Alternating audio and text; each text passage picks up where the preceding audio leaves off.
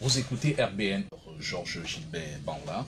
Merci également à ceux qui nous écoutent sur TVG, notre chaîne en ligne. Vous pouvez vous abonner sur YouTube avec l'intrépide et l'indéboulonnable Amsalek, qui est aux manettes. Président Georges Gilbert, bonjour et bienvenue. Bonjour à tous les auditeurs de la radio Bonne Nouvelle. La nouvelle, c'est de dire bonjour aussi au très haut pontificat qui nous suit chaque fois que j'ai l'occasion d'être là. Je voulais aussi dire un bonjour particulier à toute la grande muette qui fait son travail. Et pourquoi pas la classe politique. Je n'ai pas oublié mes amis du côté de la prison centrale. On peut avoir la diversité d'idées, mais je crois que c'est pour bâtir. Bâtir veut dire parfois se remettre en cause. Ceux qui sont là-bas, c'est peut-être ils ont pété le flanc. Un comportement qui est indécis à l'attente du peuple et des armoiries de l'État. Nous espérons que dans les jours à venir, d'autres plans seront c'est leur cas, comme les cas écoles, et non la répression et la dictature énoncée et prononcée par un certain nombre de Camerounais, je vous l'ai dit, l'opinion internationale, qui se veut être une opinion parfois, quelquefois prédatrice, quand je le dis. Certains se cachent derrière ce qu'on appelle des structures pour dire n'importe quoi. Et je voulais tout de go dire au professeur Kamto un bonjour particulier, pourquoi pas à Ndoki, que je préfère souvent appeler Ndoki des Maillots. Et je n'oublie pas mon ami Mohamedou Labaran. Vous avez une affection particulière pour elle. Vous ne manquez pas souvent de lui envoyer quelques biscuits lorsque vous êtes dans des studios. Oui, c'est pour cela justement. Les dames, il faut les respecter. Elles sont quand même la plaque tournante de la vie humaine. C'est toi que je parle de Ndoki des Maillots. Et je voulais, comme je disais tout à l'heure, Mohamedou Labaran. Et pourquoi pas son compère avec lequel ils sont devenus des grands prédateurs au niveau de l'aumônerie de la chancellerie diplomatique. Je voulais dire parler de la Tunisie. Je n'oublie pas l'Algérie.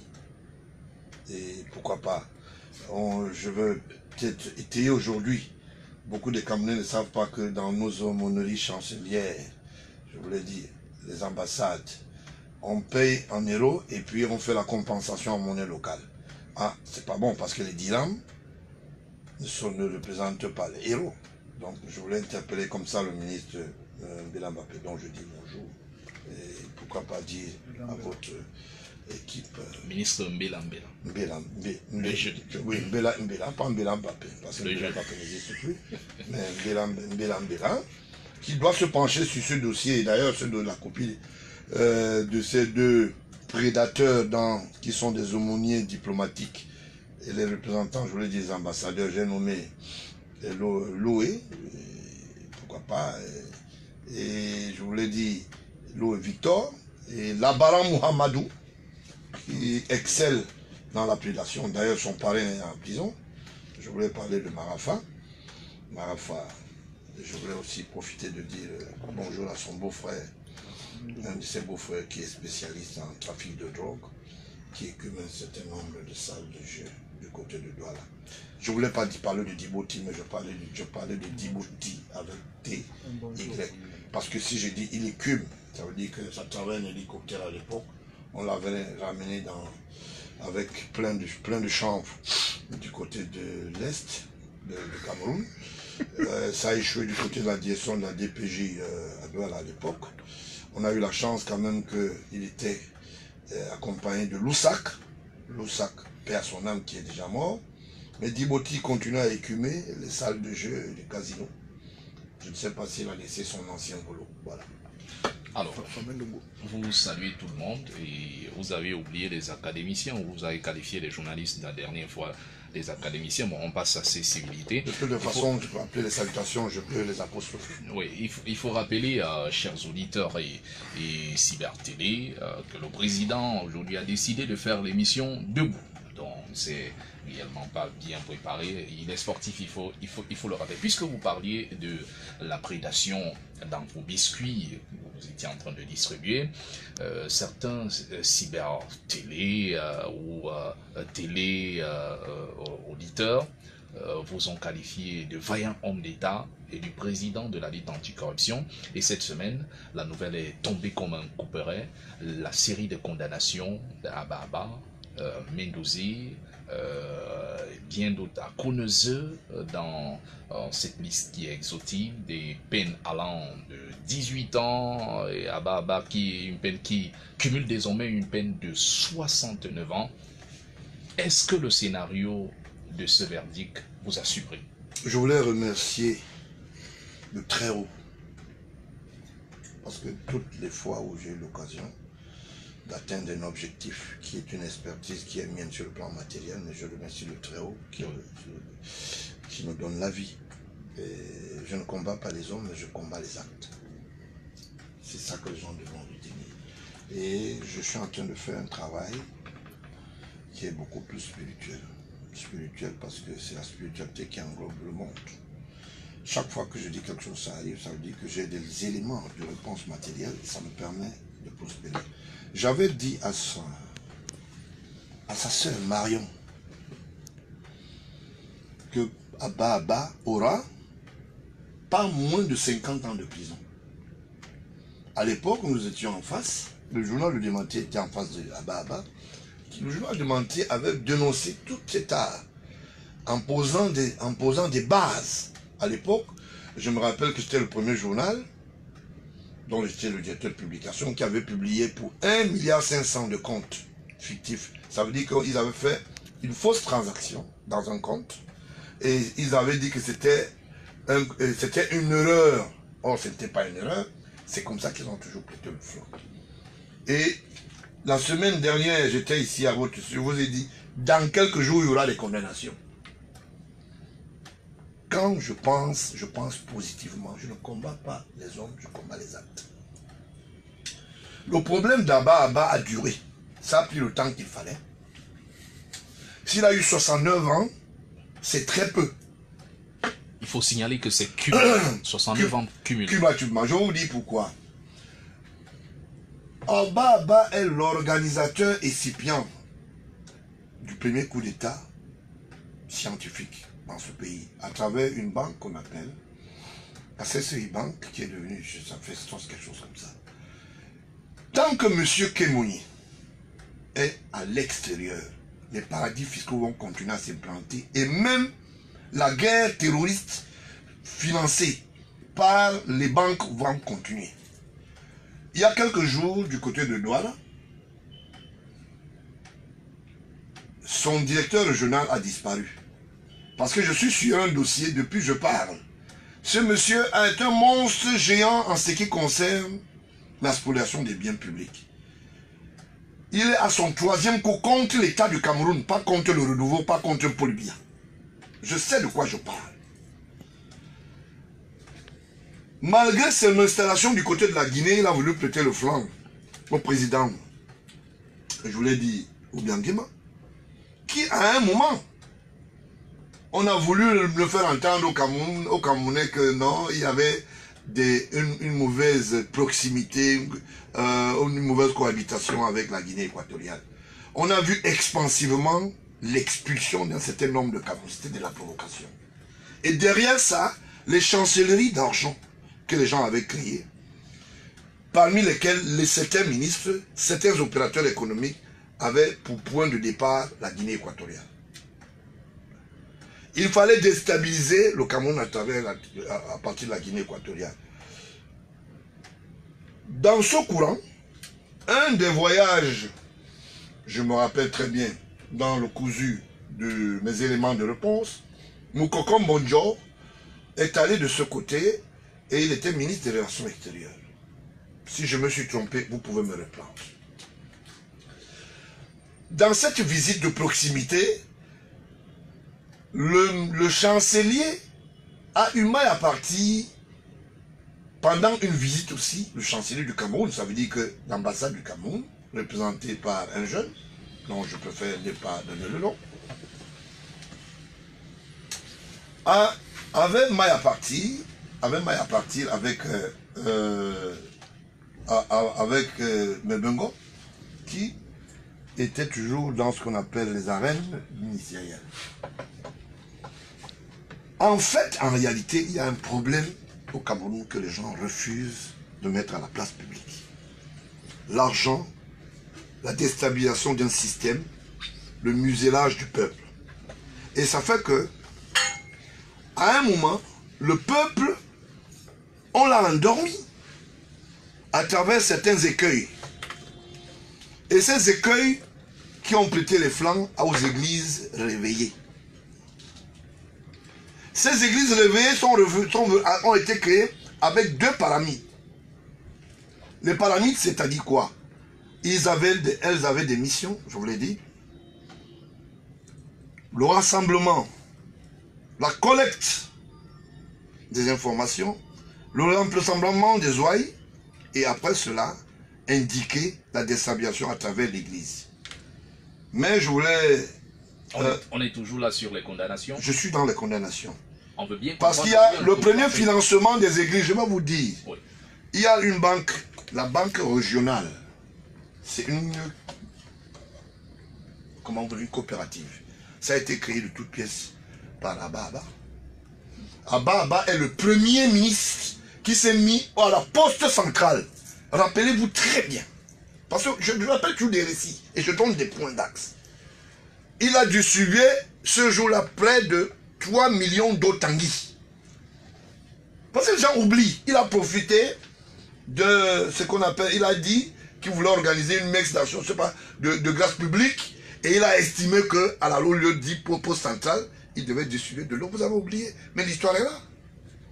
C'est à partir de là qu'à travers les financements d'un certain nombre de coopératives, sont nées les églises réveillées.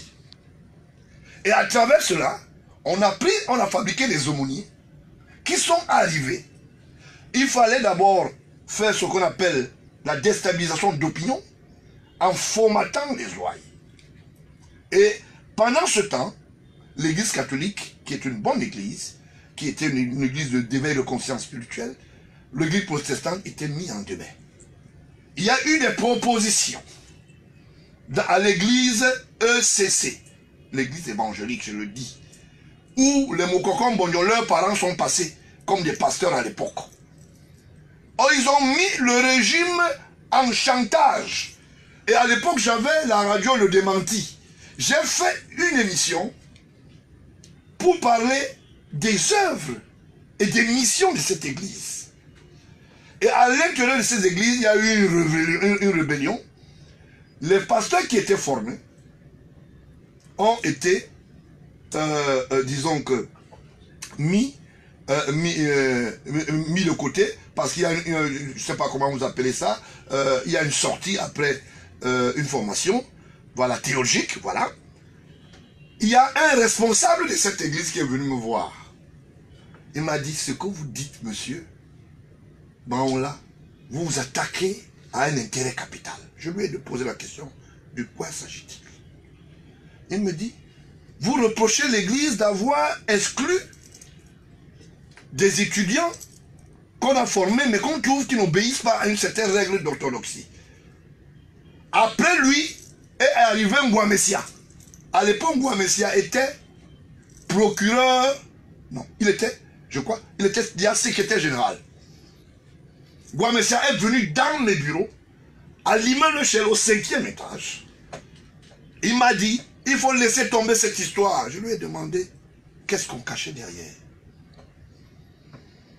Qu'est-ce qu'on cachait derrière? J'ai eu une réunion de proximité avec eux dans l'église, leur grande église qui est à Loncac. J'ai décidé de restituer l'histoire. Je ne peux pas tromper le peuple. On m'a fait des propositions languinantes. J'ai dit non. Je ne peux pas. Parce que c'est un ami à moi dont je préfère garder la source. Je protège cette source qui avait un frère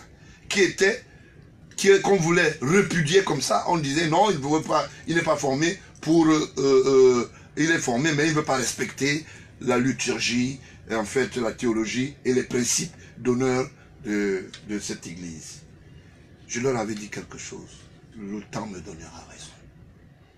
Et aujourd'hui, il est condamné? Laissez-moi vous dire. Vous ne savez pas. Ces financements, derrière ça, Abba était là. Derrière ça, est-ce que c'est la seule affaire? laissez-moi, je vais vous dire pourquoi moi, monsieur était venu me voir. Les émoluments de la justice ne sont pas payés. Ça veut dire que, vous savez, quand les experts en justice, les avocats, les magistrats, ils ont des émoluments. Quand il est venu me voir... Et qui devait les payer? Le ministère des Finances. Quand il est venu me voir, je lui ai demandé, quel est votre intérêt, monsieur le secrétaire général? Je parle, il me suit, c'est même un ami. Et à cette époque, pour mieux vous comprendre, permettez-moi de vous interrompre, le ministère des Finances devait le payer. Et à cette époque, qui était ministre, qui était en charge de ce ministère? Le ministre d'Ababa. Polika. Parce que je le suis depuis son passage au premier ministère avec le Lekilindonfak. Je suis derrière Ababa depuis son passage logistique professionnelle depuis le premier ministère. Et je savais qu'ils étaient en train de tisser quelque chose. Parce que beaucoup de gens ne savent pas que le premier ministère regorge plusieurs entités qui sont entrées dans le gouvernement, qui sont devenues des secrétaires d'État, des directeurs généraux et des ministres. Au même titre que la présidence. Non, c'est des personnes choisies dans un couloir bien précis. C'est comme ça que je me suis rendu compte qu'ils étaient en train d'organiser la plateforme. Ababa, qui est d'une église catholique, s'est retrouvé dans une église protestante pour le deuil de Ateba. Ateba, votre Ateba a été organisé. Et je prends à témoin ici comment on appelle ça, l'aumônier qui finançait cette église. C'est une parodie. Et c'est comme ça qu'ils se sont organisés. Ils ont acheté une certaine presse. Et je vais vous dire aujourd'hui quelque chose qui va vous surprendre. Quand Pius Ndiawe appelait Njama Chua, le secrétaire général du ministère des Finances pour payer les factures de certaines publicités, de certains journaux, il payait. Et Njama Chua était le secrétaire général sous le lobby de qui? Sous le lobby de Ababa.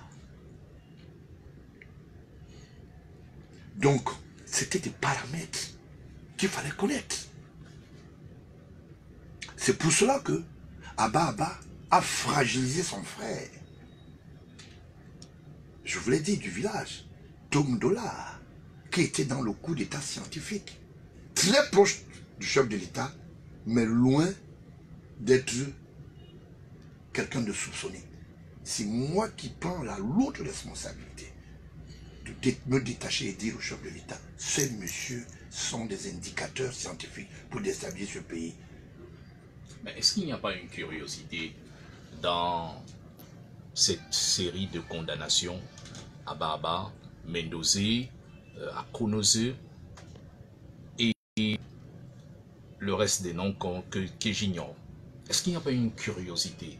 Konose a participé à la distraction des fonds avec Mendoza à la CRTV. Mais Konose s'est retrouvé dans une autre affaire que beaucoup de gens ne connaissent pas. Du côté de Mfou.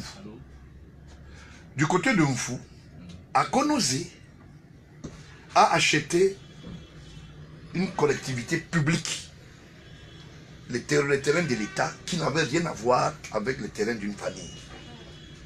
La querelle a commencé par rapport à cette famille qui s'auto-proclamait être propriétaire de cette collectivité foncière. Et derrière ça, Mendoza était en train de vouloir faire ce qu'on appelle les champs agrégaires. Ça veut dire faire comme vous voyez en Afrique du Sud, avoir un matériel important, mécanique, industrialisé, et faire ce qu'on appelle l'agriculture industrielle. Et Konose était son homme de main. Donc ça veut dire que tout ce qui tombait, quand Mendoza prenait, il avait 3 personnes qu'il servait. Il y a le président du conseil d'administration qui mange, il y a Konose qui devait manger, il y a un certain nombre de personnes à la présidence qui devaient être impliquées. Beaucoup de gens ne savent pas que l'église de Zoétélé qui appartient à Beninga Eboutou. Celui qui a implanté toute la décoration s'appelle Mendoza. Et il a payé de sa propre poche. Donc ces connexions étaient telles que si vous n'êtes pas dans le couloir, vous ne pouvez pas connaître. Et pour connaître, il fallait avoir des implications assez importantes. Ces implications, c'est-à-dire aller au fond de la marmite, voir s'il n'y a pas de ramassis. Les gens posent souvent des questions. Mais lui, il fait comment pour être là? Vous ne pouvez pas poser la question à quelqu'un qui marche jour et nuit et qui dort 3 heures de temps seulement. Et qui a ce qu'on appelle des tentacules. Je ne fais pas du journalisme de chambre. Je ne fais pas du journalisme de prétention. Non. Non, je fais du journalisme d'investigation. Et j'ai été formé pour. Et c'est pour ça que je l'appelle toujours mon collège de formation. Ou mes collèges. Du côté des États-Unis et la Russie. Quand on s'applique et quand on vous donne un diplôme, c'est pour dire vous méritez. Je voulais rappeler que j'ai fait la couverture de la baie d'Espagne, l'histoire du colonel Limi en tant que journaliste. Les gens oublient beaucoup. J'ai été un reporter sans frontières. Je suis un des prélats très respectés. Si vous voulez, moi je ne fais pas des configurations dans la presse française. Donc, nous on n'a pas appris à faire dans la délation et venir raconter une histoire, ce qu'on appelle l'homonorie paroissiale de l'administration. On vient dire des choses pour plaire à un certain nombre d'administrateurs. Et c'est pour ça que je le dis, l'histoire, quand vous voyez ces connexions, il y a toujours des pions, chacun joue son rôle. Le Charles Ndongo qui parle là aujourd'hui, là, ça me fait beaucoup rire. Quand je vois Charles Ndongo, directeur général aujourd'hui de la CRTV, qui disait hier que Paul Biya Moscou, Charles Ndongo a été, je le répète, il a fait des papiers pour Séverin Tchouke. Si je raconte une histoire avant l'émission, que Séverin Tchouke appelle, je peux lui dire lesquels papiers d'ailleurs. Et qui les rapproche? Blaise Pascal Tala. Prenez le vieux journal de Blaise Pascal Tala, vous allez voir à la publicité de la CRTV, c'est la photo de Charles Ndongo. D'où sortait cette photo? Est-ce que c'était un choix? Pourquoi quand par exemple, les photos des autres devaient paraître, pourquoi c'est celle de Charles Ndongo qui a apparu pendant des années? Je le mets en défi. Je suis encore en studio. Hein. Quand les partis vont dire que non, dis des choses. Tous ces gens sont entrés dans le quinquennat. Leur idée, c'était quoi? Que Paul Biya les laisse libres et qu'il pille le pays. Voilà la réalité. Et tout ça, pour ça qu'ils ont créé 2 classes de personnes. La classe des prédateurs, qui sont manipulables, et celles qui sont intouchables. Parmi lesquelles on commençait à voir des gens comme les Abba prospérer à l'intérieur. Donc en réalité, personne ne pouvait savoir que Fouman Akam était une épine très profonde. Était le législateur de la destruction de notre pays en matière juridique. Les gens vont dire, Paul, que Baola vient dire ça. Vous voulez que c'est pas parce que j'ai le sang boulot? Non. Je n'aide pas le Cameroun en disant non, tel a fait ceci parce que c'est un choix. De quelle mort Fouman est quand même mort? Pourquoi maintenant? Maintenant, les preuves commencent à sortir. Moi, je parlais déjà en amont avant. Je disais, ah, faites attention. Le comprimé. Maintenant qu'il a laissé ses enfants dans une prédation judiciaire, je prends à témoin tous les magistrats de Douala. Je ne veux pas citer leur nom parce que c'est des petits poussins qui sont appelés à disparaître du jour au lendemain. D'accord? Ces enfants allaient dans des bureaux. Vous comprenez? Ces enfants allaient dans des bureaux influencer les magistrats. Je voulais dire bonjour au président du tribunal Elanga, qui n'est pas victime, mais qui était plutôt celui qui était le profiteur. Le magistrat Elanga. Je l'aime beaucoup. parce qu'il est un bon prédateur aux dents de scie. Alors, maintenant, vous qui avez dit qu'au début, vous envoyez Western Union toujours, tous les jours du côté de la présidence, à un certain Fouman. Bon, alors, envoyez ça à titre posthume. Voilà des gens qui ont estimé que il fallait poser un certain nombre d'actes. Vous avez des enfants qui, parce que leur père est conseiller juridique auprès de la présidence et a la chance d'être à côté du chef de l'État, on en fait une ventouse de prédation. Où est-ce qu'on va arriver avec ça? Si moi je casse cette histoire, et si un autre connaissait cette histoire, comment ça va se passer? Voilà l'histoire d'Abba Abba, je vous avais dit. Marion, tu es avocate, je t'avais dit. C'est vrai que ton mari lui-même a travaillé avec des faux diplômes à la caisse. Ben, là-bas à l'immeuble à Yaoundé. En face de la DPJ. N'est-ce pas ma fille? Je t'avais dit que vous allez payer le prix. Voilà. Je voulais aujourd'hui qu'un Mbezele, Maître Mbezele vienne me dire comment est-ce que quand j'étais au tribunal en face du procès d'Abba Abba, où on avait intenté une procédure en diffamation contre Baon là, j'avais dit en cette période à quelqu'un qui a eu peur et qui a eu mal à partir dans ce combat avec moi, un petit frère que j'ai estimé toujours, mais je ne l'estime plus. Il s'appelle... Vous connaissez la personne qui avait le journal indépendant? Vous connaissez le gars qui est parti du SDF, qui a joué dans les histoires du C9 avec Albin Djambé Moïse? Il est quelque part député aujourd'hui.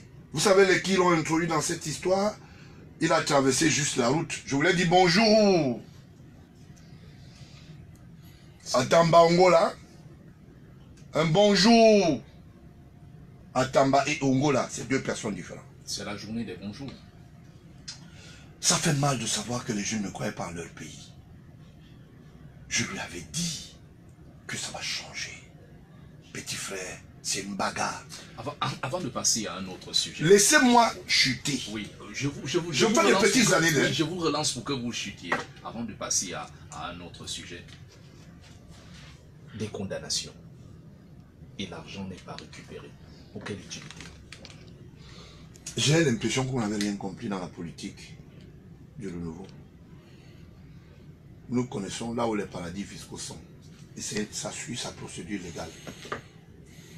Il y a quelqu'un qui s'occupe de cette procédure. En tant qu'opportun, nous allons faire un bilan. Et je suis sûr que je serai à côté du bilan pour lier cette fois-ci publiquement. Que voilà alors le travail que nous avons fait. Et devant tous les canons. Avec les liquidités en place. Avec les liquidités en place, je vous le dis, dans un studio, en ce jour, nous savons où est-ce qu'ils ont planqué cet argent. On connaît les paradis fiscaux, on connaît même le système qu'ils ont utilisé pour diluer ça dans les industries financières. Donc ça ne souffre d'aucune contestation. C'est ça qui nous fait rire, nous autres, nous. Le président de la République et moi. Vous avez compris? Nous, ça nous fait rire parce qu'on connaît, on sait comment ils fonctionnent. Vous comprenez?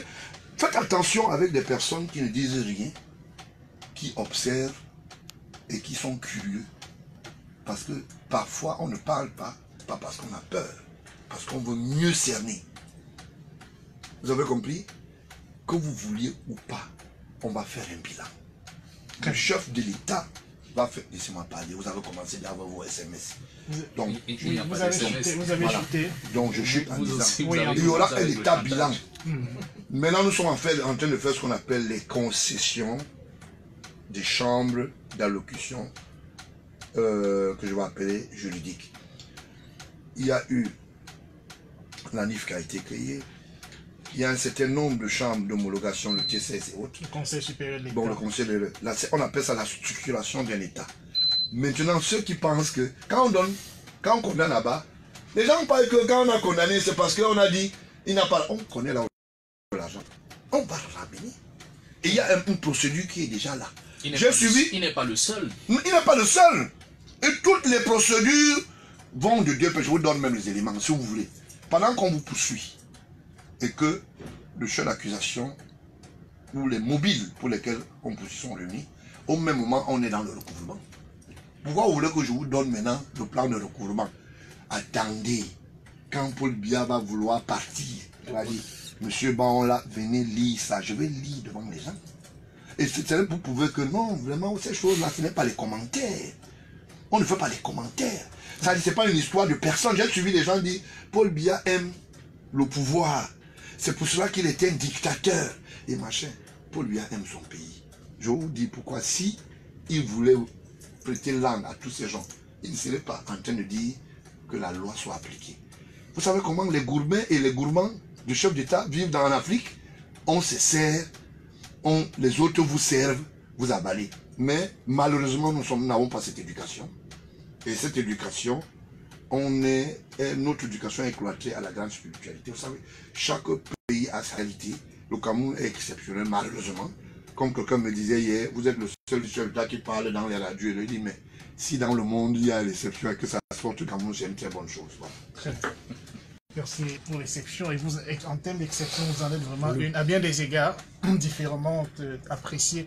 Nous en venons à un sujet, un dossier judiciaire.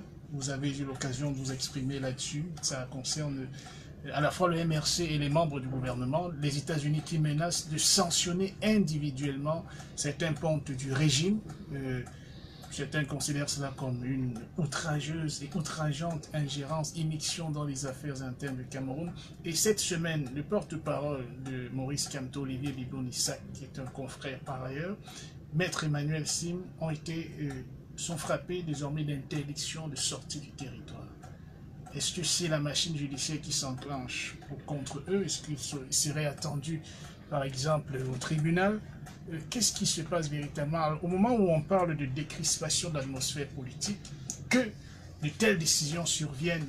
Est-ce que ça ne va pas dans le sens contraire de cette volonté de décrisper, ou alors on est vraiment en plein bras de fer? Okay. Comment vous lisez ces interdictions de sortie du territoire et les menaces américaines de sanctions individuelles sur certains pontes du régime? Je vous dis quelque chose. Je vous avais dit ici que quand le sous-secrétaire américain va arriver, ça serait un problème de convivialité et de communication. Et sachez que on appelle monsieur bien monsieur preuve. Quand il parle, il dit document 1, comme je fais, document 2. Donc tel père, tel fils. Voilà. Qui vous dit que Sim n'est pas poursuivi? Ou bien à travers cette affaire de marche blanche ou d'orchestration? Jusqu'ici, il y avait... Laissez-moi parler. Est-ce que vous pensez que quand on pointe quelqu'un, c'est parce qu'on a besoin, il a l'intention de sortir, il y a une motivation. D'accord? Quand on dit à tout à interdiction de sortir, ça veut dire que c'est un prévaricateur, par exemple, aussi, qui fait dans ce qu'on appelle un certain nombre de choses. On ne dit pas, on n'interdit pas à quelqu'un qui n'est pas sous main de justice ou bien sous emprise de justice de sortir. Parce que l'État a des instruments de mesure, la justice et une expertise, des magistrats sont là.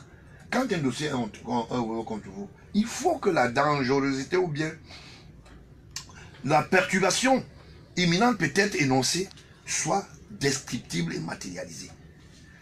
C'est Maître Sim que je disais la dernière fois ici que le gars d'Onkol Ndongo. Je connais parfaitement Maître Sim. Avant qu'il ne soit avocat, c'est des jeunes que nous avons vus entrer dans l'avocature. C'est de lui que je parlais. Le jeune dont je disais ici que ce garçon est un garçon, le porte-parole.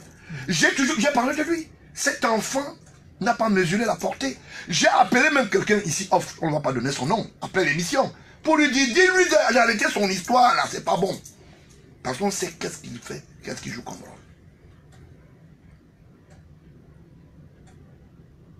Pourquoi est-ce qu'aujourd'hui, il y a des condamnations qui sont similaires à la déstabilisation de notre pays? Pourquoi en cette période on interpelle Maître Sim?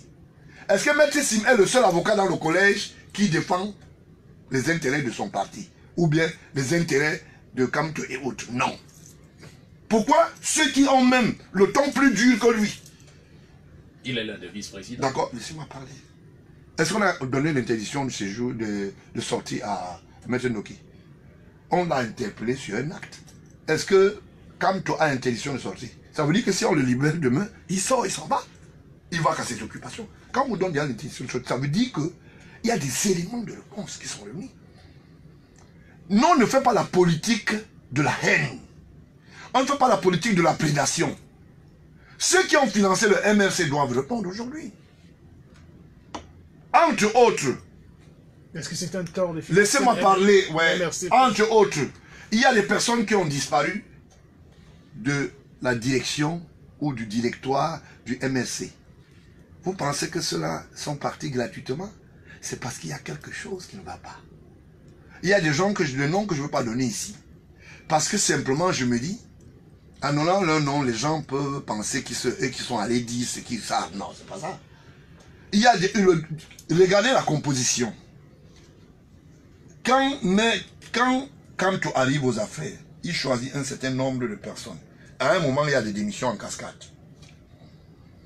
Il y a même un certain Ateba qui est entré dans l'overdose. Il y a, comment on appelle ça, celui qui s'était fait tabasser en plein carrefour, le gars, bah, ça, comment on appelle ça, ça va me venir, il a été journaliste à la CRTV, qui est parti. Il y a des gens comme les Elundu qui ont démissionné. Je connais l'histoire de la... Je vous ai dit que c'était un mouvement associatif qui n'avait rien à voir avec l'histoire politique. Oui, aujourd'hui, ces interdictions de sortie du territoire... Ces interdictions, c'est-à-dire, à temps opportun, oui, on va vous informer parce que on lui demande d'être resté sur place parce qu'il y a quelque chose qui l'interpelle sur le plan judiciaire. D'accord? Donc ça veut dire que, et même le jeune aussi, c'est comme ça. Donc maintenant, on attend des éléments de réponse qui seront rendus publics. S'ils veulent en savoir plus, là où on a interdit qu'ils puissent vaquer à leurs occupations ou les sorties, ou les intentions de sortie, ils n'ont qu'à aller demander pourquoi est-ce que j'ai intention de sortir. On va sortir le dossier. Très bien. Alors sur le volet, pardon, le volet des États-Unis qui menace, qui annonce d'ailleurs des représailles ciblées contre les personnes. Oui, contre des personnes et qui essentiellement sont des membres des dignitaires. Vous en connaissez combien? On n'a pas encore donné les noms. Qui sont les dignitaires de ce régime. Vous qui êtes proche des États-Unis et qui combattez la prédation, est-ce que c'est une bonne nouvelle? C'est une très bonne nouvelle. Parce qu'on a... certains de vos confrères disent que ça, c'est l'impérialisme, le prolongement de la colonisation. Je suis désolé. C'est les mêmes qui ont dit que non, le sous-secrétaire des affaires... les affaires africaines en train d'arriver. Tout le monde a crié, hurrah, terminer la dictature, on va libérer même les gens. Paul Biya va partir. Paul Biya va partir. Quand il est arrivé, il a trouvé, c'est après ça que il y a ce qu'on appelle la contre-expertise d'information. Pourquoi c'est après qu'ils viennent, qu'ils soient au Cameroun, qu'on dit que certaines personnes. Quand on dit certaines personnes, ça veut dire quoi? Je vais vous donner des indications simples, sans entrer dans le dossier au fond. Ces gens ont des biens cumulés sur le plan financier, soit sur le plan d'investissement immobilier aux États-Unis.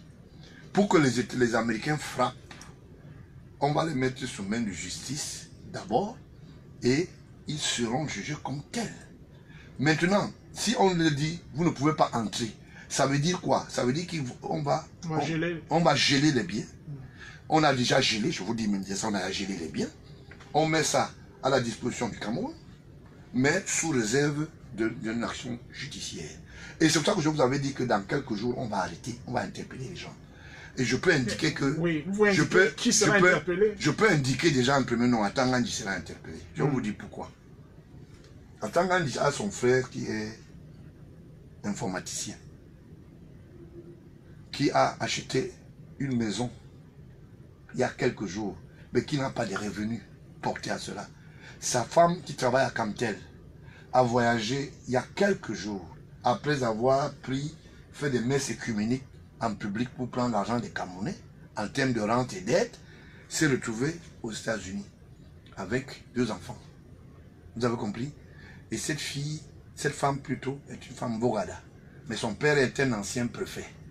Vous avez compris? Parce qu'aujourd'hui, Atangandji ne peut pas démontrer que voilà où j'ai pris de l'argent pour acheter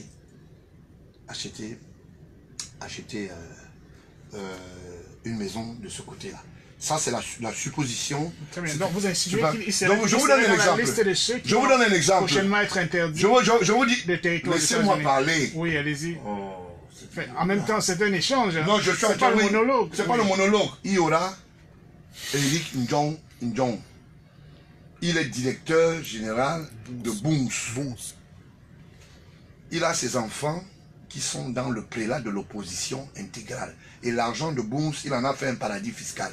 Après, on est qu'il y a moins de 3 ans, il a fêté son 9e milliard.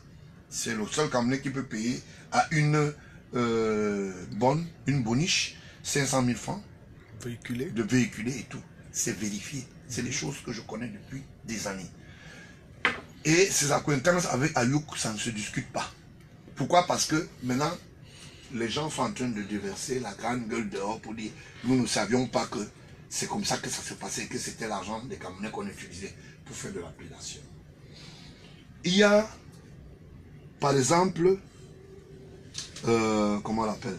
Il y a, par exemple, Mbengo, qui sera frappé pour une autre fois, mais cette fois-là avec ses 2 petits compères, comme Boutou et il y a le jeune là, qui ont investi aux États-Unis. Il faut qu'ils nous disent comment est-ce que ça se passe. D'accord? Il y a un banquier derrière ça. Parce que, combien de Camerounais peuvent savoir que Victor Meunier a investi de ce côté des États-Unis et qui n'est que banquier et il est DGA de la SCBCL. D'accord? Il y a un certain nombre d'opérateurs économiques. Ça veut dire que les personnes qu'on va axer la lampe rouge dessus, il y a ce qu'on appelle ceux qui sont greffés. Ça va faire une très longue liste. Donc il n'y aurait pas que les gens du régime en place? Non, pas du tout. C'est pas, il y a des opérateurs économiques qui on va les bien geler aux États-Unis. Gelés du côté des États-Unis. Pour quelles raisons précisément? Parce qu'on parle ici des paradis fiscaux. On parle de détournement des biens publics. Il y a des raisons pour lesquelles nous pouvons savoir que Mbengo, qui est mort en prison quand il était dans l'histoire de Albatros avec Yves Bichet-Fotso, avec d'autres gens dont vous connaissez, je ne vais pas citer les noms parce que j'en ai parlé déjà, d'accord, que ces gens-là doivent payer le prix. Ça veut dire que lui, on le nomme, Atanamebala le nomme là, pour faire l'opération avec l'histoire d'Albatros. Mbengo a pour garde du corps, à l'époque, un militaire qui travaille à la DGRE sous Obelabout. Donc c'est une organisation bien faite. Comprenez? Et il avait pour mission de faire ce qu'on appelle le transfert des devises à travers les valises diplomatiques. Parce que les valises diplomatiques sont inviolables. Je vous donne quelques données. D'accord? Quand Mbengo est là-bas, il a un beau-frère qui est de région Bassa, je ne donne pas les indications. D'accord? Son beau-frère a, c'est-à-dire, non, ils sont des Tchango, comme on dit au quartier. Ça, ils ont épousé les filles de la même localité. Comprenez? Et ça fait que il y a un certain nombre de choses qu'on reproche à celui-là. Parce que l'autre attend le poste ministériel toujours. Mais il ne sait pas qu'entre-temps, le chef d'État sait que il était dans l'histoire de son départ aux affaires et que le renouveau devait être très mal pris en otage. Il y a des gens du côté de la SNH. Il y a l'histoire du bateau. Donc ça c'est la liste des chèques qui pourraient être... je vous donne les... Je vous demande souvent. Enfin, nous parlons conditionnel, nous n'avons pas... Je ne vous donne pas, je vous dis conditionnel toujours. Ils le seront? Ils le seront. Parce que nous ne sommes plus dans le « on va faire ». Quand les Américains se prononcent, ça veut dire qu'on a fait un état de lieu, il y a des inculpations et il y a on a vérifié.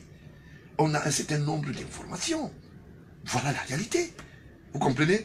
Et c'est cela qui malheureusement ont dit un jour dans une réunion que l'ambassadeur des États-Unis avait organisé dans le cadre d'une vision simple, qui n'avait rien à voir avec l'argent. Ceux-là sont allés entrer dans l'ambassade, dit nous, on est que c'est les États-Unis qui nous ont financés. Or, les États-Unis n'ont jamais financé l'opposition camerounaise. C'était pour créer une piste, une fausse piste. Voilà la réalité. Il y a un certain nombre de Camerounais qui ont maille à partir aujourd'hui avec l'argent public. C'est-à-dire, les détournements se sont faits à travers la foncière. Ils ont planqué de l'argent dans le pays de l'oncle Sam. Ils ont créé des paradis fiscaux, par exemple, au Guantanamo, à l'île Caïman, un certain nombre de choses qu'on leur reproche. Et malheureusement, il y a les fils des anciens ponts dans cette affaire, ou qu'on va interpeller. Parce que, on dit souvent, celui qui a les moyens de voler, il faut qu'il les voie aussi là où voler. Donc, en fait, le vrai problème qui vient aujourd'hui les mettre en mal, c'est quoi? C'est quand Baoula vient avec l'affaire de la foncière, que les banques, sur le plan local, disent, mais attends, mais ce monsieur dit des choses importantes. Donc ça veut dire que depuis 30 ans qu'on est avec ce monsieur, qui s'appelle Fete, il a 73 à 80 titres fonciers. Sur les 80 titres fonciers, il y a 60 qui sont les titres fonciers qui appartiennent au bien public, ou bien au cartage public. Qu'est-ce qui se passe? Il faut qu'on revise. Ils font une descente maintenant sur le terrain et vont vers le ministère des Affaires foncières. Le ministère des Affaires foncières dit que oui. Le premier titre foncier c'est en 68, mais eux, ils ont le titre foncier de 43. Mais ce garçon, il a raison. Maintenant, le dossier monte sur la table du chef de l'État. Qui dit, ok, ne dites pas que c'est mon fils. Vous-même vérifiez. C'est pour cela que la ministre sort en disant, il y a plus de 12 667 titres. C'est moi qui trouve où et comment ces immeubles ont été détournés. Sous le label de la tempête du désert. Par exemple, Son André, qui avait dit qu'il avait conçu aussi sa part de Aqua Palace. Allez ouvrir la barrière là maintenant. Depuis que j'ai parlé, j'ai dit qu'apportez-moi les preuves qu'il est propriétaire. J'ai saisi le premier magistrat debout. Ça veut dire que le président de la République, il n'a jamais apporté. Si vous poussez cette barrière au sortir du studio ici, vous allez trouver que c'est un trou qu'on a creusé. Il y a les rats, les serpents et l'eau dedans. Oui. Il ne peut pas investir. En face de cet immeuble, l'immeuble qui a, si c'est Huawei, appartient à l'État. C'est le grand frère de Tchouverin Tchounke qui a détourné cela. Parce que de là, jusqu'au niveau du cinéma Le Vouri, il y a Melengui qui sera interpellé pour l'immeuble dont un certain Oona a construit, au même titre que l'immeuble Orange du côté de comment vous appelez ça? Non, ici après le truc Soudanais. John John. Après, John cet immeuble appartient à côté du stade. À Melengui. À côté du stade John John. Vous comprenez? Ouais. Donc en réalité, c'est l'affaire foncière qui vient gâter tout. Parce que qu'est-ce que les gars faisaient? Quand ils piquent de l'argent dans les caisses, ils achètent à 1 franc symbolique le patrimoine de l'État. Ils en font une propriété. Maintenant, ils transfèrent ce patrimoine dans les banques. Les banques qui n'ont pas eu l'éveil de conscience de dire, mais attendez, comment quelqu'un peut avoir 70 titres fonciers à Bonanjo? Comment, entre Bonanjo et Bali et Koumassi, comment est-ce que ce monsieur peut avoir 3 maisons à côté de la direction régionale de la police? Pourquoi est-ce que l'hôtel Prince de Galles est construit sur le terrain de l'État? Pourquoi Planète, qui appartient à la famille, l'hôtel Planète, qui appartient à la famille Fotso, au beau-frère du Fotso qui est actuellement en prison, hôtel Planète, et à côté, il y a Amakam. Comment on peut se retrouver que l'État est propriétaire et un individu subitement aussi est propriétaire? Prince de Galles, par exemple, est installé, l'hôtel Prince de Galles est installé sur le bien de l'État, sur le terrain de l'État, parce que de l'autre côté, nous avons le port, de ce côté, c'est à quoi? Vous comprenez? Donc, eux, ils ont passé le temps à tromper le peuple. C'est-à-dire à durcir le ton avec le peuple. C'est pour ça qu'il y avait deux banques. Laissez-moi parler. Nous sommes pris par le temps. Voilà, vous avez vu. Je prends à témoin. Je prends à témoin. Jusqu'à 5 minutes. C'est un sujet important, ce dossier foncier. Voilà. Voilà, je voulais prendre à témoin les auditeurs que je ne peux même plus chuter. On est en train de me regarder avec des yeux les SMS. Voilà, d'autres sont même sortis même du studio. Les auditeurs qu'on vous a laissé vous exprimer sur ce sujet. Donc, je vous suggère. L'histoire judiciaire, je voulais expliquer cela pourquoi. Qu'on comprenne que c'est des postes importants. Je vous donne un exemple qui est très simple. En ce moment, il y a quelqu'un qui organise une histoire très compliquée autour des institutions mécaniques telles Orange, MTN et machin. Est-ce que vous savez que la ministre des Postes organise quelque chose qui peut se retourner contre elle, elle ne saura quoi dire. Parce que quand vous lancez l'action de recouvrement, il faut que vous ayez les indices. On ne peut pas forcer à quelqu'un d'acheter le portable, parce que le portable sert à un instrument de travail. Hein? Et c'est pour cela que je dis, il faut faire attention. Il faut faire attention. Pour faire attention, c'est de dire à certaines personnes que on là entre partout. Et je voulais dire bonjour à mes amis de Gemalto. On se comprend. Je dis Orange, bonjour. Je dis à MTN, trop bonjour. Hein? Je dis même à Nextel, un peu de trop bonjour. Et je leur dis que ce dossier est sur la table, j'ai la copie, allez dire. Je vous dis ça sur ma chaîne. Rien ne va se passer sans qu'il y ait l'habitat du chef de l'État. Je suis l'oreille. Très bien. Je regarde tout. Donc, vous voyez, on sort. On sort par là pour vous dire, on sort pas peut-être par là, pour dire que je ne peux pas exceller sans dire que la diplomatie prend un coup. C'est pour ça que j'ai parlé de Victor Loué et machin. Victor Loué paye les salaires en euros quand tu payes aux finances. Quand tu fais des virements, comment tu peux demander, toi tu payes en dinars. Et la Baran, tu voulais être Premier ministre, mais ton mentor est du côté de la prison. Je voulais vous montrer certaines photos malheureusement. Ces photos-là sont... Vous savez, je suis quelqu'un qui travaille beaucoup. Tu peux faire quand même voir ça dans Facebook quand même. Hein. Et vous, ce n'est pas de ma faute. Hein. Vous savez, je ne connais pas les gens qui ont des portables en studio. Je ne sais pas qui les appelle, avec qui ils communiquent. Donc moi j'ai des documents. Donc c'est ça.